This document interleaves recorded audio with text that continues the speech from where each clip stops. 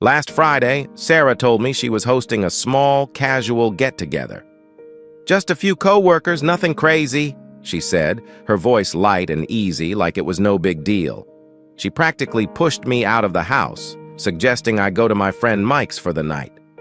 Normally, I wouldn't think twice, but this time, something felt off. It wasn't anything I could put my finger on, just a strange feeling in the pit of my stomach. So I decided to cut my night short and head back home. I figured I'd pop in, maybe grab something I forgot, just to see how the quiet gathering was going. But as I turned onto our street, something didn't sit right. Cars lined the block. Way too many for a small group of friends. When I walked in, the music hit me first. It wasn't soft background music for casual conversation. It was loud, pulsing, like a full-on party. I pushed open the door, and the scene inside was not what Sarah had promised. Strangers were everywhere, drinks in hand, laughing, talking, filling every corner of our house. This was no small gathering. And then I saw her, standing near the kitchen with some guy I'd never seen before, tall, athletic, leaning in way too close, hand resting on her back. She didn't notice me right away, too busy laughing at whatever he was saying, but the way she looked at him, the way her body leaned into his touch, my gut twisted. This wasn't right. She promised it would be just a quiet gathering with friends, but when I showed up at the party unexpectedly, I realized how wrong I had been. I stood there for a moment, frozen in the doorway, taking it all in. Sarah hadn't noticed me yet, too wrapped up in her conversation with this guy, practically glued to him. My mind raced, trying to catch up with what I was seeing. The laughter, the way she tilted her head toward him, letting him rest his hand on her back like it belonged there. It was more intimate than I'd ever seen her with a friend. My gut churned. I felt this tightness in my chest, like I was being suffocated. Was I imagining things? Overreacting? I wasn't the jealous type, but this was different. Something was off, and I wasn't just going to stand by and watch. I started moving toward them, threading my way through the crowd of strangers cluttering our house. As I got closer, she finally spotted me. Her eyes widened just for a second, and her smile faltered. But then, almost instantly, she recovered. The fake grin was back on her face like nothing had happened. "Hey, you're back early," she chirped, pulling away from the guy a little too quickly, trying to act casual. But I saw the flicker of panic in her eyes, just for a split second. The guy, whoever the hell he was, didn't even flinch. He just stood there, still smirking, clearly unfazed by the sudden tension. It was as if he knew something I didn't. "Yeah," I said, my voice tight, eyes fixed on Sarah. "Thought I'd check out this quiet gathering you were talking about." Her smile wavered, but she held it. "Oh, you know how it is," she said, her voice just a little too cheerful. "People from work brought a few friends. It wasn't supposed to get this big." I turned my attention to the guy, my blood boiling. "And this is—" Sarah hesitated, just for a heartbeat. "Oh, this is Matt. He's a friend from work." Just a friend from work, huh? But the way they had been standing, the way she had looked at him, it didn't feel like just friends. Something was seriously wrong. I couldn't tear my eyes off the two of them. Matt didn't look nervous. If anything, he looked comfortable. Too comfortable. Like he belonged here, in my house, standing this close to my wife. That sick feeling in my gut tightened. I wasn't buying her explanation. Not this time. "A friend from work," I repeated, my voice sharp, testing the words. I looked directly at Matt, my fists clenching at my sides. "You seem pretty cozy for a work friend." Matt raised an eyebrow, clearly not intimidated. He sipped his drink, smirking. "We all get along well at the office," he said casually, like this was the most natural thing in the world. Sarah shifted nervously beside him, shooting him a quick glance, like she was silently willing him to shut up. But it was too late. My mind was already racing, piecing things together. I noticed the way she stepped slightly in front of him, like she was trying to create a barrier between us. "Yeah?" I said, locking eyes with her. "Seems like you've been getting along real well." Her face tightened. "Dave, stop. You're being ridiculous. It's just a party, okay? Nothing's going on." She laughed, but it sounded forced, hollow. I took a step closer, lowering my voice so only she could hear. "If nothing's going on, why do you look so nervous?" She blinked, caught off guard. For the first time, her composure cracked. She bit her lip, glancing away, and I could feel it. The truth was bubbling right beneath the surface, ready to spill out. And then it happened. She glanced back at Matt, just for a second, but it was enough. The look they shared wasn't casual. It wasn't friendly. It was full of something else, something I hadn't seen between us in a long time. That's when I knew. This wasn't just in my head. Something was going on. Sarah saw the shift in my expression, the way everything clicked in my head. Her posture changed, more defensive now, like she knew the walls were closing in. She opened her mouth, probably to spit out more excuses, but I wasn't about to let her off that easy. "How long, Sarah?" I asked, my voice sharp. Her eyes widened, panic flickering in them for just a second. I was done playing nice. "How long has this been going on?" Matt stayed quiet, the smug grin gone, but he didn't move. He just watched. I could feel the tension between them, thick and undeniable. It was like he was waiting for her to handle this, to lie, probably. "I don't know what you're talking about," she said, voice shaky. "You're overreacting. Seriously, Dave, there's nothing—" "Don't!" I cut her off, my voice rising. "I saw the way you looked at him. Don't stand there and tell me it's nothing." She opened her mouth again, but no words came out. Her eyes flicked back to Matt, and I saw it. Guilt. Plain as day. It wasn't just a look. This was real. I stepped in closer, glaring at her. "How long?" I demanded, my fists clenching. "You think I'm stupid? How long have you been sneaking around?" Sarah's face paled, the mask of casualness finally crumbling. She looked trapped, cornered. And for the first time that night, she didn't have a quick answer. There was no easy way out. I could feel the heat rising in my chest, anger mixing with betrayal. "You promised me," I hissed, my voice shaking. "You said this was just a small gathering. This isn't just about a party, is it? How long have you been lying to me?" She swallowed hard, glancing away. And that's when I realized the truth was worse than I'd thought. Sarah stood there, her eyes darting from me to Matt, her face pale as if she were scrambling for an escape route. But there was no way out now. I wasn't letting this go until I got the truth. Finally, she exhaled, a long, shaky breath. Her voice dropped to a whisper. "A few months." My heart plummeted. "Months?" I repeated, almost in disbelief. "You've been doing this behind my back for months?" She didn't answer, just looked away, the weight of her silence enough to confirm everything. The room seemed to close in on me, the air thick and suffocating. I could hear the muffled sounds of the party continuing around us, but it was all distant now, like I was trapped in some surreal nightmare. The reality of her words, months, hit me like a sledgehammer. I turned to Matt, who had been watching this unfold without a word, still calm, still acting like this wasn't a big deal. I couldn't take it anymore. "You knew she was married?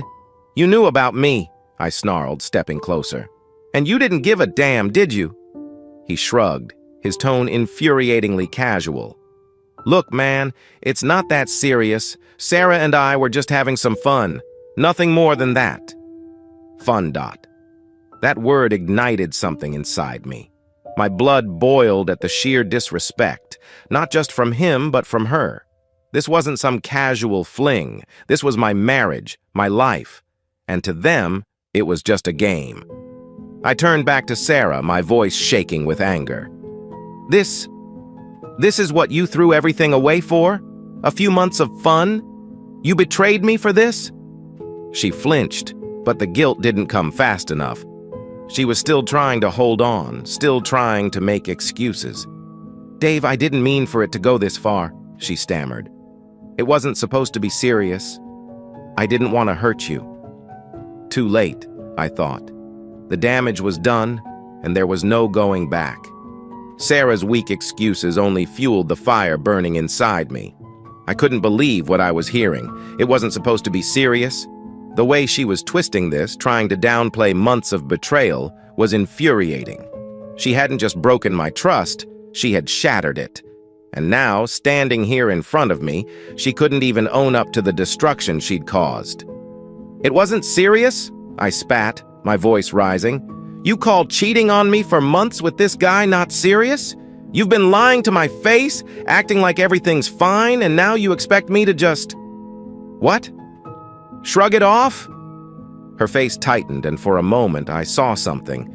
Maybe guilt, maybe fear. But just as quickly it disappeared, replaced by frustration. "Dave, I didn't want it to happen like this," she said, almost pleading. "But you've been so distant, so caught up in your own world, I felt invisible." My stomach turned at the manipulation in her words. She was trying to twist the narrative, making it seem like I was to blame, like her cheating was somehow my fault. "So what?" I shot back. "You felt neglected, and instead of talking to me, you decided to find comfort in someone else? That's your excuse?" She didn't answer. The silence between us was deafening, heavy with the weight of everything left unsaid. I glanced at Matt again. Still standing there, still smug.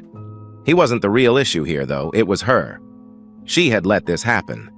She had made the choice to lie, to betray me. And now, she stood there, trying to justify it like it was something inevitable. "You know what, Sarah?" I said, my voice cold, the last bit of patience in me gone. "I don't care about your excuses anymore. You made your choice. You didn't just cheat on me, you destroyed everything we had." Her eyes flickered with something, maybe regret, maybe realization, but it was too late. The damage was done. Sarah's face hardened at my words, but I could see the cracks forming in her mask. For a moment, it looked like she might break down, like the weight of what she'd done was finally crashing down on her. But instead, she crossed her arms, her voice sharpening. "You think this is all on me? That I'm the only one who ruined everything?" Her sudden defensiveness took me off guard. I'd expected regret, maybe even an apology. But this? She was still trying to shift the blame, and I wasn't having it. "Oh, I'm sorry," I said, my voice dripping with sarcasm. "You're right. I'm the one who let some random guy put his hands all over me in our house, at our party. Totally my fault." She glared at me, frustration flaring in her eyes. "You think I wanted it to get to this point? Do you even hear yourself? We've been falling apart for years, Dave. I tried talking to you, tried to make you see how distant you've been, but you didn't care. I was lonely." Lonely. That word echoed in my mind, twisting the knife deeper. I wasn't going to let her play the victim, not after everything she'd done. Lonely? And what? Matt here was your solution? You didn't try to fix anything, you went behind my back. If you were so miserable, you could have left. But instead, you chose to cheat. That's on you, not me. Matt stood silent, his smug grin now long gone. He wasn't part of the conversation anymore. This was between me and her. "I didn't want to hurt you," she said, her voice trembling now, but I could hear the weakness behind her words. "But I was hurting too. You stopped caring a long time ago." I felt the sting of her words, but there was no way she could twist this in her favor. "No, Sarah. You're not a victim. You had a choice, and you made it. And now you're trying to justify it like it's my fault. But this is all on you." For the first time, she didn't have a comeback. The reality of what she'd done seemed to finally hit her. But it was too late. The silence between us hung heavy, and for the first time I saw Sarah falter. The defiance, the blame shifting. It all seemed to drain out of her as she stood there, staring at the floor, her arms uncrossed and her posture shifted, no longer defensive, but lost.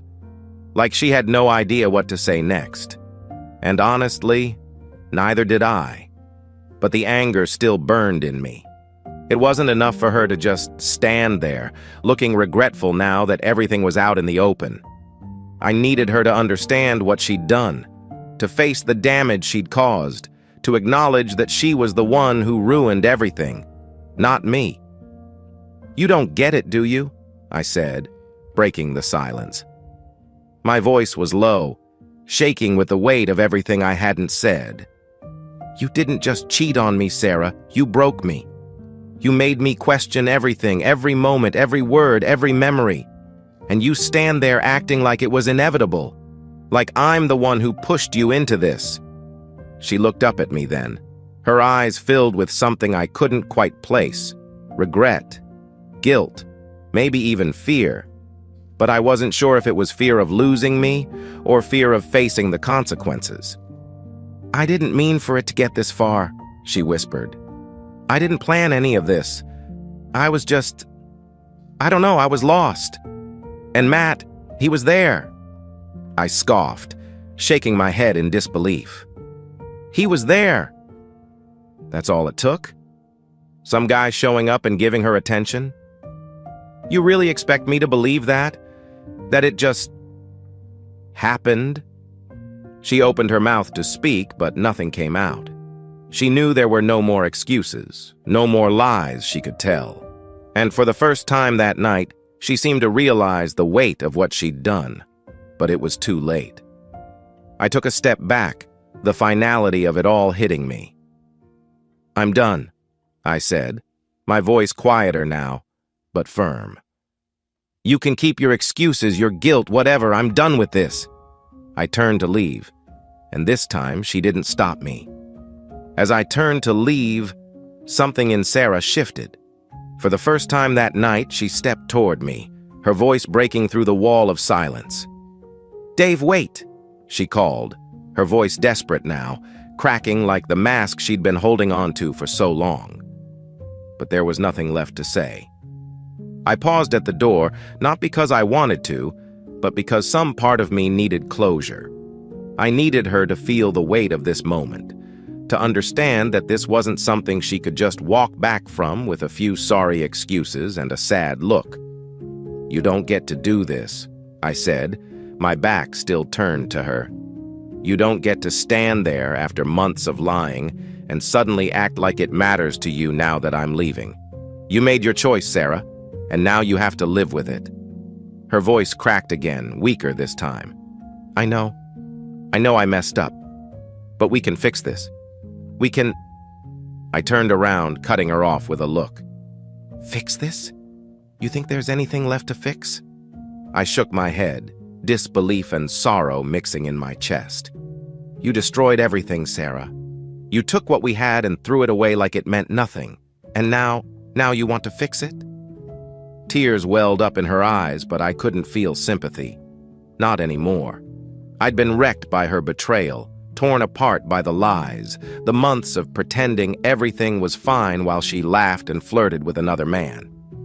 "I don't know what you thought was going to happen," I continued, my voice cold and final. "But this, us, it's done." Her tears finally spilled over, but the sight of them didn't move me. It was too little, too late. I had given her everything, and she had crushed it underfoot. Without another word, I turned and walked out the door, leaving Sarah, her tears, and the wreckage of our life behind me. I walked out into the night, the cold air hitting me like a slap. Every step away from that house felt like I was pulling myself out of quicksand, like I was finally free of the suffocating weight that had been pressing down on me for months. The sound of the party faded behind me, along with the life I thought I had. But as much as I wanted to feel relief, all I felt was emptiness. The anger, the betrayal. It had burned through me like wildfire, leaving nothing but ashes behind. I had lost Sarah long before tonight, and maybe deep down I'd known it. But seeing it unfold, hearing her excuses, watching her stand there with that guy, Matt, it ripped me apart in ways I hadn't been prepared for. I got into my car and just sat there for a moment, my hands gripping the steering wheel. The future I had imagined, everything we had planned, every promise we'd made, was gone. And now, all that was left was the hollow realization that I didn't know what came next. But then, as I stared out at the dark, empty street, something else hit me. A strange, quiet sense of clarity. Sarah had made her choice, and I had made mine. She had chosen lies, betrayal, and fun. I had chosen to walk away. And for the first time in months, I felt like I was taking control of my life again. I took a deep breath and started the engine, the hum of the car filling the silence. As I pulled away from the curb, I didn't look back. There was nothing left for me there. I knew it was going to take time to heal, to rebuild. But I also knew one thing for certain. I deserved better. And from now on, I wouldn't settle for anything less.